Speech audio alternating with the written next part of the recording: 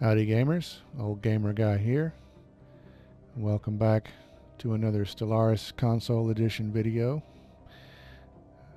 As you can see, my empire hasn't expanded just yet, but I do have some military ships that are about to go off and kind of do some exploring. There they go.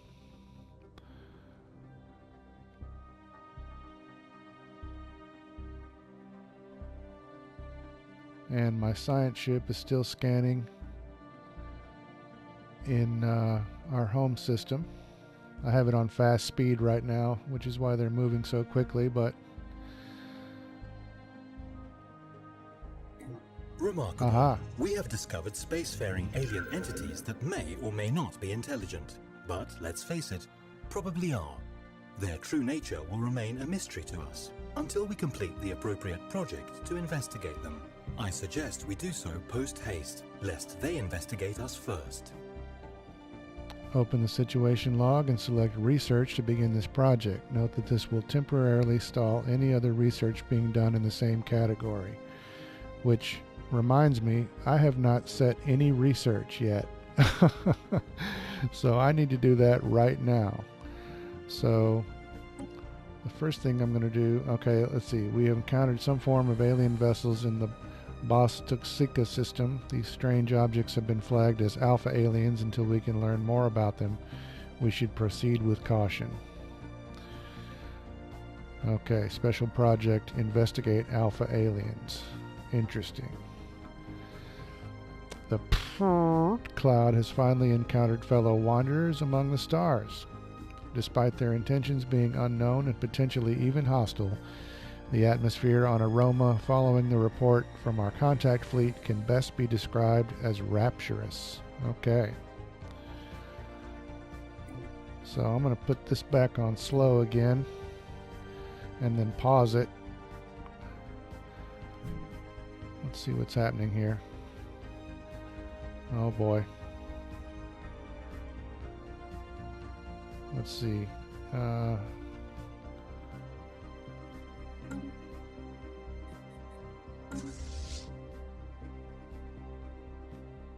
So there's my fleet. They have a strength, my fleet, 3 ships. They have a strength of 76.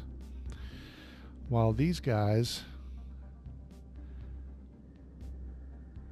this one's unknown. I don't know if that's a, what is that? It looks like a ship.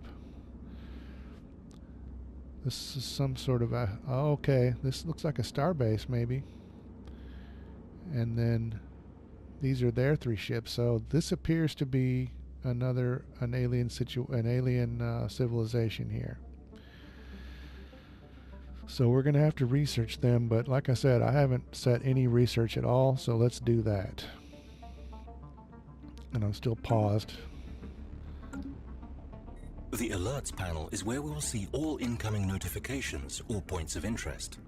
Whether you choose to address these alerts is entirely up to you. Yeah, apparently.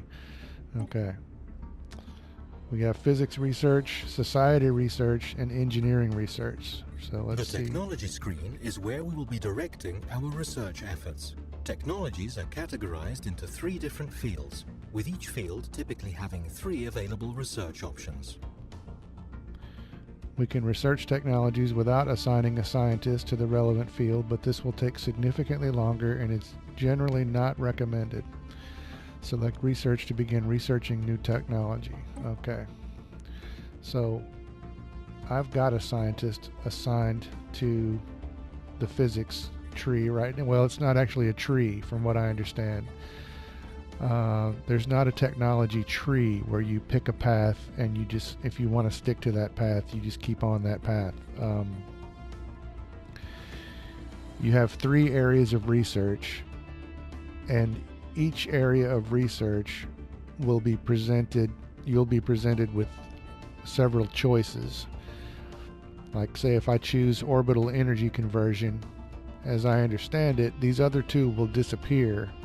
When I'm done researching this, maybe 3 more choices will appear again, and these other 2 that I didn't choose they may or may not be within those choices, but these two will come up again at some point, but it's not guaranteed that they will come back up right away. So let's see. Orbital energy conversion unlocks the module solar panel network, which gives extra energy credits. That's nice. Fusion power unlocks a component fusion reactor, so you can build reactors and get, I'm guessing, okay, it says energy storage capacity.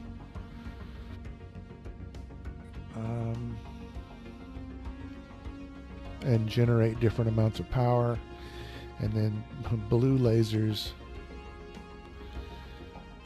more powerful than red lasers. These blue variants emit electromagnetic radiation at a wavelength that appears blue. So they're more powerful than the basic lasers that my ships would have right now. But also, as I understand it, or at least I heard one of the developers say this in a stream, energy credits are kind of like money. But I think there are a bunch of different types of resources, so you would think that all of them could be considered money. I mean, you have to spend influence to do certain things, so that's money. You have to spend minerals to do certain things, but I'm going to go ahead and go with the orbital energy conversion. Now we have in the society section, we have the doctrine of space combat, which increases your naval capacity, which I don't really need technically right now. I mean, if I want to be paranoid, I could do that, and I sometimes would be paranoid, I admit it. But let's check these others out. Planetary unification. You get extra monthly influence, and it unlocks an edict of propaganda broadcasts. That's interesting. But we're all kind of... I don't know if we need that just yet. Army upkeep, minus 10%, so it's cheaper to upkeep your army.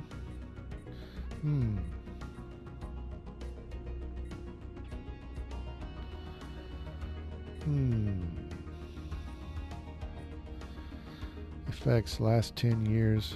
It lasts 10 years with extra 10% happiness.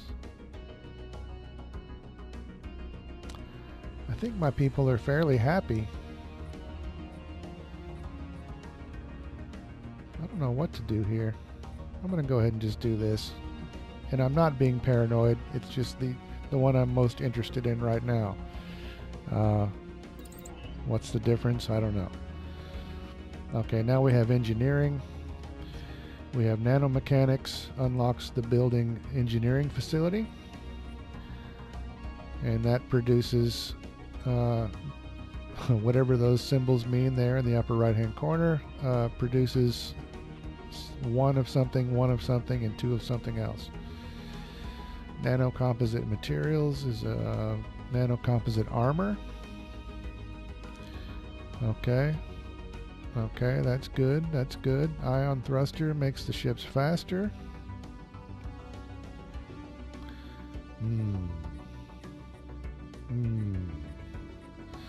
I don't know. I think the engineering facility. I'm going to go with that. I'm trying to be not aggressive here, but we'll see how that goes.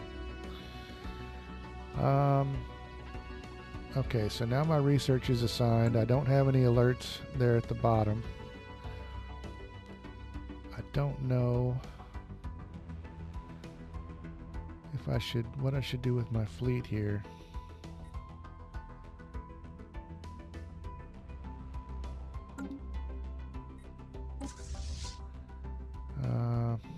Get them out of here. Okay, so they haven't gone very far, and that's not good. I was trying to get up here to check out this bottleneck, and there are already aliens here at this bottleneck. Not really liking that. So what I'm going to do,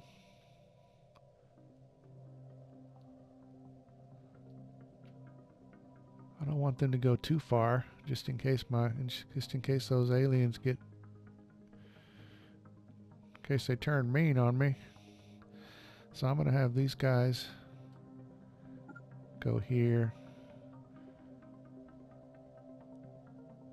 here. Are those connected? Yeah. Here, here.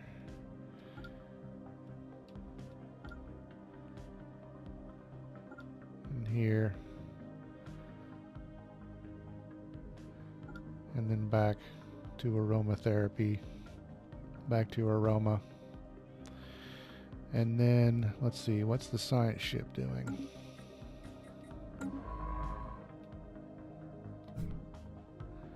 They're still doing their thing here. Let's take a look at our planet. I haven't even looked at our planet. No, no, no. That's not what I wanted to do.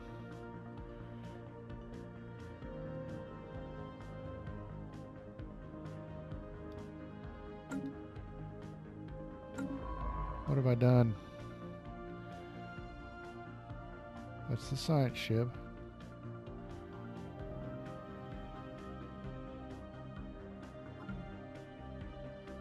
How do I... Entering aromatherapy.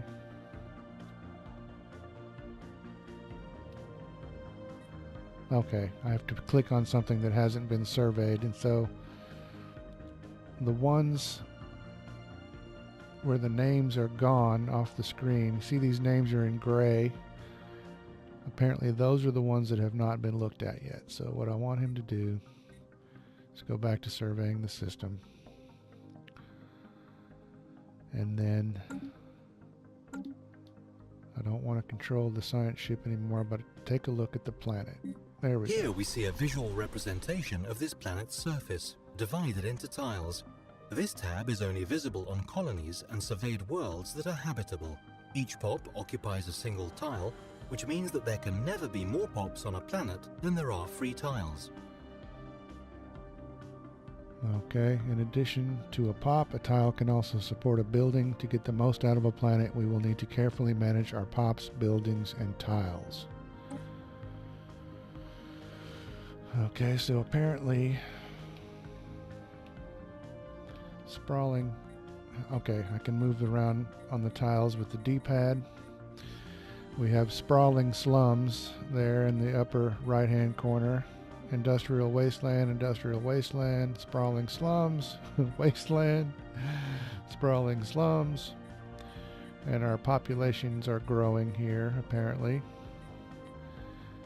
And let's see, we have some of these tiles have buildings on them. So there's a power plant, a mining network, hydroponics farm, planetary administration. I think that's our capital, actually.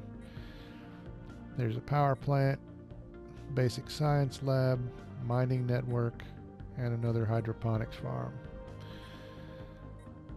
So we have empty, and